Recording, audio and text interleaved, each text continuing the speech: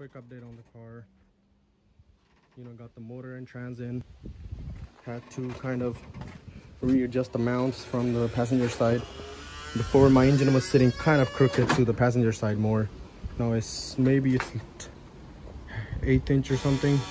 I don't know, maybe if I feel like it's pretty straightforward. I mean, it's looking straight now until it's like pretty much in the dead center. So I got that done. I bought the mounts, the engine mounts, but I just made my own transmission mount. Right there, I just have it held with the jack now, but it can take its own load now. This is the welds aren't that great because I have a flux core welder and I suck at welding, but they should hold fine. Now I'm gonna start putting the oil lines and stuff so I can put some oil in the thing. Got all the transcooler line ran right here, both of them. Put a transcooler somewhere here. Got this thing was a pain in the butt trying to get the transmission dipstick. So I got that put in somehow, you know. I'm glad how it worked out. Yeah. Yep, just wanted to give a quick update. Hey, what's up guys? I wanted to give a little bit update. So engine's in, trans is in. I had ordered the HPI wiring harness, but they sent me the wrong one. They sent me one for the 4L60E, but I have a 4L80E transmission in here. So engine's in, transmission's in, put the coil packs on. This is the BMW oil filter housing that I'm adapting to the LS engine. So just made some 10AN lines today. I'll see, you know, if I want to have them, you know, come up from top of the engine mount, or for now, they're long enough, you know, so I can do either or. So right now they're going in underneath the transmission, the engine mount. Yeah, so this is my second engine. You know, I want to give you guys an update because, you know, I broke my last engine trying to install the transmission and engine together. But since this is my first time working with the automatic transmissions, I didn't know how far down does the torque converter has to seat. You know, it was still like about 1/2 inch out, and then I started bolting everything together, and then this is the aftermath, guys. See, it broke off from right here. Yep, this engine is pretty much junk. The block is junk, but all the components are still there, so I'll keep them.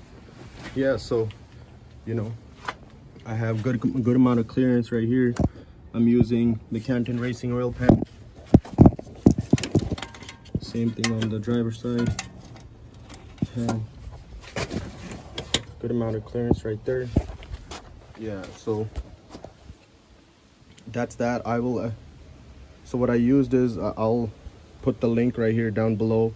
I'll insert the clip of comparing the flex plate that I took off from this 4853 engine versus the 4L80 conversion flex plate. They're pretty much identical, you know. The 4L80E flex plate has the mount that goes towards the crankshaft.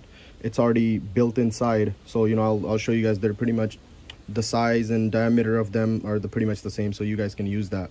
I'll link it in my description below. Yeah, so that is done. I just put the Corvette style fuel filter. I'll show you guys. Yep. I'll see if it leaks, then, you know, I'll do something else about it. But if it doesn't, you know, then we should be good. This is my engine mount.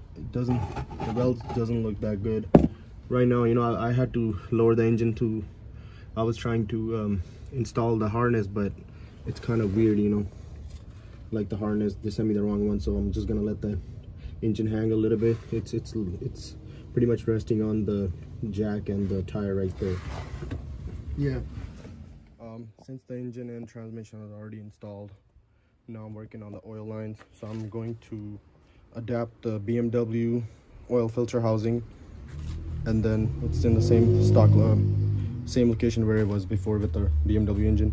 So I'm just making these 10 AN lines to connect to the BMW housing. Right here. So using like a U, like one of these fittings, one or two fittings down there for the oil cooler remote adapter. So like that comes under the mount. I have it, there's enough, the line is pretty long, so I can either, we'll see, like, you know, once I have my alternator right here, and then I'll have my power steering right here, see if there's any interference, then I can move it either from the top or the bottom, doesn't matter. You know, I can kind of twist these fittings around and to make it fit. But right now it looks pretty good, you know, there's no, you know, yeah. And I'm gonna start putting this one onto the other one. This is the inlet, and then on the outside is the outlet. Yeah, so here's an update. I know there's like a whole bunch of videos to make, like how to make the 10 AN fittings or 6 AN fittings fit these rubber hoses, so I might not make that, but yeah. There's this tool that I'm using, this crow socket. Since I could get down there, you know, under the car and then tighten it, but I'm just trying to do it from the top. So I'll just keep this in my car in case things ever get, if the fittings are ever losing or what, I mean, if it's leaking or whatnot.